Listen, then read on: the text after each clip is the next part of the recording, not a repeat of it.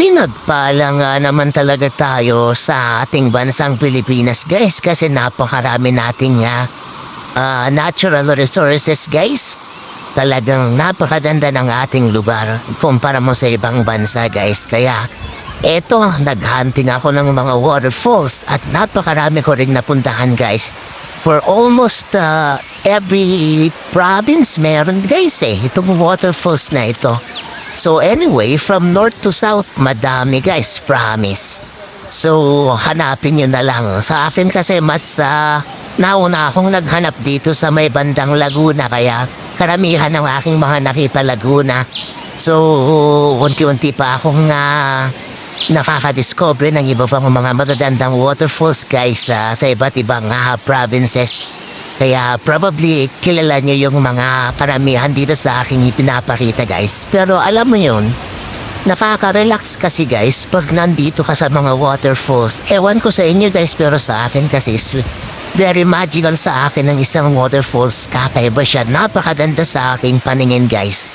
Kaya yan, mas gusto ko siyang puntahan ng mga waterfalls. Although, syempre, mga natural yan o mga natural na mga bagay. Kaya mas maganda silang puntahan.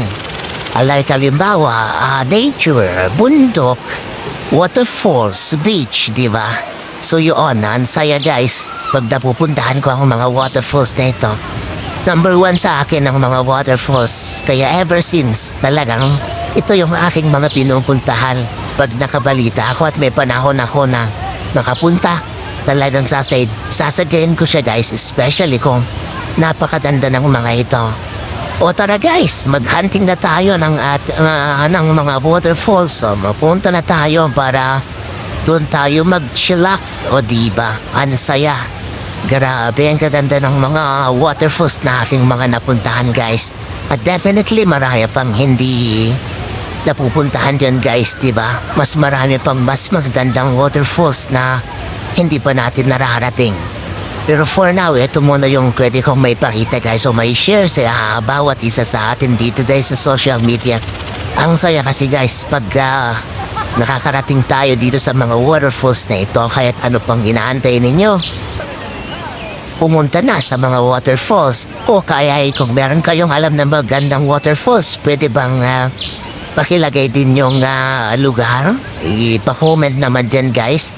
Para sa gayon ay kung may panahon tayo na mapuntahan ito, ay sasadyain natin, guys. O diba? Ang ganda ng mga waterfalls na ito, guys. Promise. Talagang nakaka-enggan nyo na maligo dito. At yun na nga, pag nasa waterfalls ka na, diba? Kailangan mong maligo na agad. Diba? So far, karamihan sa aking mga napuntahan ay naliligo ako, guys. Promise. At ang saya-saya ko, guys, sa mga waterfalls na ito. Kaya yan, mag-schedule na rin kayo sa pagpunta sa mga malalapit na waterfalls sa inyo. Or pwede rin kayong dumayo, guys. Kasi bawat province nga, guys, ay meron. Almost every town nga meron, diba, guys? Kaya yan, napuntahan nyo na ang mga ito. Na sa gayon ay ma-relax kayo, masiyahan. At ma-exercise na rin kasi karamihan nga nung iba ay talagang sasadyain mo, magte-trek ka, aakyatin mo sa bundok, etc. Di ba, guys? Pero pag narating mo naman, guys, grabe. Napakasaya naman na experience yan, di ba? Kagaya ko dito, guys, sa Kamiginito. O di ba? Halasaya. Maraming iba-ibang mga waterfalls na sobrang ganda. Kaya yan, naglalaan talaga ako ng panahon para hanapin, puntahan, at experience maligo sa mga waterfalls na ito. Kaya yan, puntahan nyo na rin, guys, para sa gayon ay sumaya din kayo. Ma-experience nyo siya, ma-refresh kayo, diba? Usually, ang pagpunta ko dito ay weekends. Bihira yung weekdays kasi may trabaho nga tayo. Pero yun nga, pag napuntahan, diba, ang saya? O, diba? Grabe. Napakaganda ng mga waterfalls na yan. Kaya, ano pang inaantay nyo? Experience nyo na yan. Puntahan ng mga yan. Lumublob na sa mga yan. Kasamang mga barkada, o diba, ang saya.